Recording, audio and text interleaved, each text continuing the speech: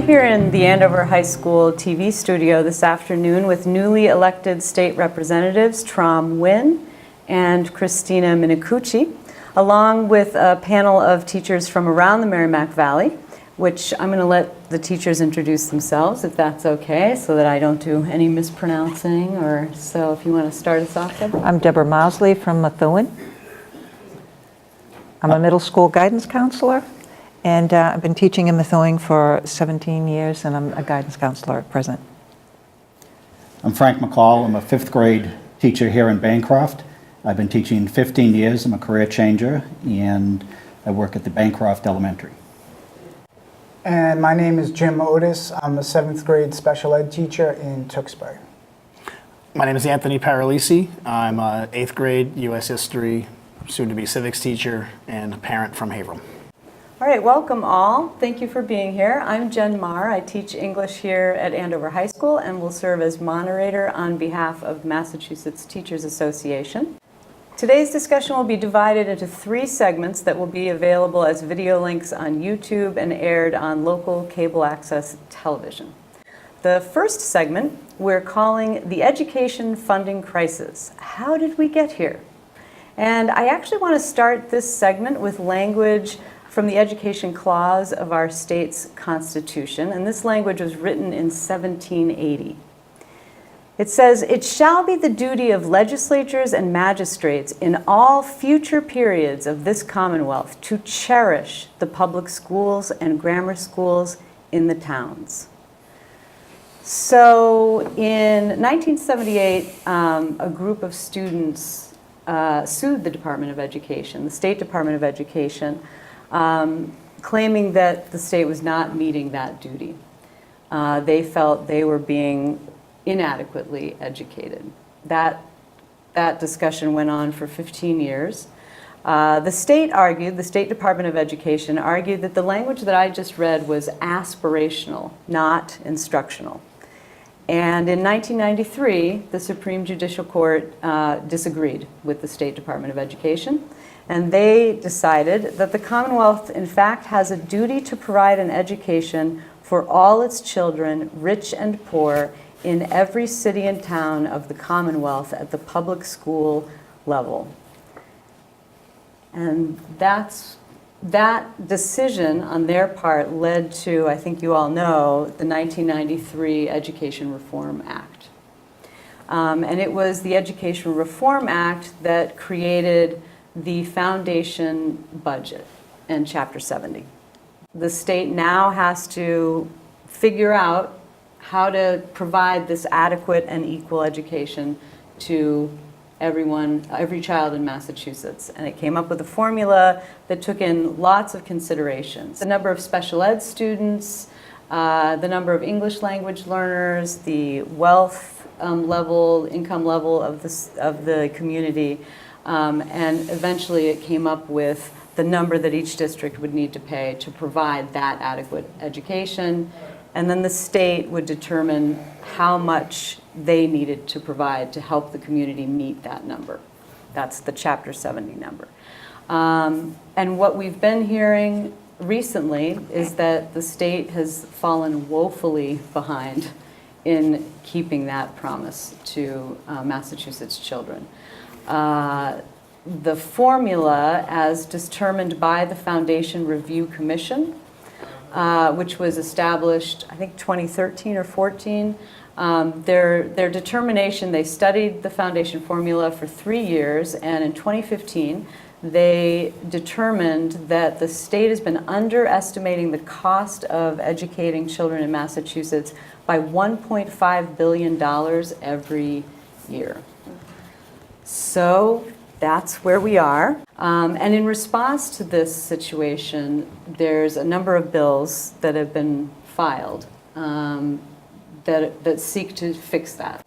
And you both have co-sponsored the Promise Act, which is the legislation also endorsed by the MTA, filed by Sonia Chang Diaz. And the Promise Act promises to fully fund the education according to the Review Commission's recommendation. So could you tell us a little bit about the Promise Act and why you signed up? Sure, I'm going to start. Thank you so much, first of all, for having me here today. To be frank, I ran on education issues as a product of the public school education. I grew up in Lawrence and then graduated from Methuen High School. I know the impact that public education have to give students the opportunity to succeed and the resources that they need. And so because I ran on education issues, I saw this as a great vehicle to fulfill that promise. And I completely agree that it's not aspirational. We need to make sure that this happens so that each child has what they need in order to move forward. And in terms of why I supported this in the first place is that I do think that we're underfunding special education. I do think that we're underfunding English language learners. In fact, I advocated for the bilingual education bill even before I came into office because as someone who came here at 5 years old, I benefited from bilingual education and know that we need to invest in such programs to allow children to learn English and make something of themselves. And so, as a vehicle to get us to there, I was very excited to jump on board and co-sponsor that bill. But we're also at a point where, like you said, there are 3 bills in place, and I'm looking at all of them. And this is why I'm here today, to hear feedback from you all. I just asked the superintendent of Andover, actually, to send me his input about, regarding the differences among the 3 bills. And I'm excited to see what we can do to make sure that something happens this session. And I want to get your input on that. Right. Well, thank you for being here, and we are here to give you that input. Trom said everything. But part of the reason why I ran too is I have 3 children in the public school system.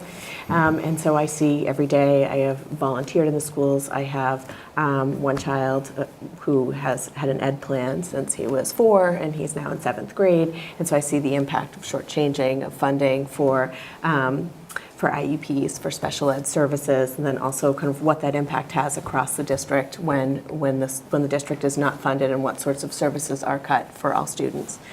So the Promise Act was very exciting to me because this has been something that's been bothersome to me for many years as a parent. And so I feel that with the Promise Act, it finally sort of sets forward the goals for the state, where we should be in highlighting what we've been missing out on for all this time, the things that we have ignored for such a long time, trying to find a way to get back on track so that we're back to 1993. We're back, right? Like we're gonna go back to go forward at this point. And so much has changed since 1993 that you can't expect that without adding funding that we're going to be able to keep up with the standards we need to in order to keep providing children with education. Right, and when we say we want to get something done, I think what educators can tell you is that the view or the approach of legislators in 1993 and since 1993 has been to get something done. And what we're experiencing in classrooms is that has come at a tremendous cost. So when we come back, we're going to hear from our educators about that experience. What is it like in the classrooms? And we want to hear from everybody in terms of what it's like as a former student in public schools and a parent. But we're going to hear from our teachers.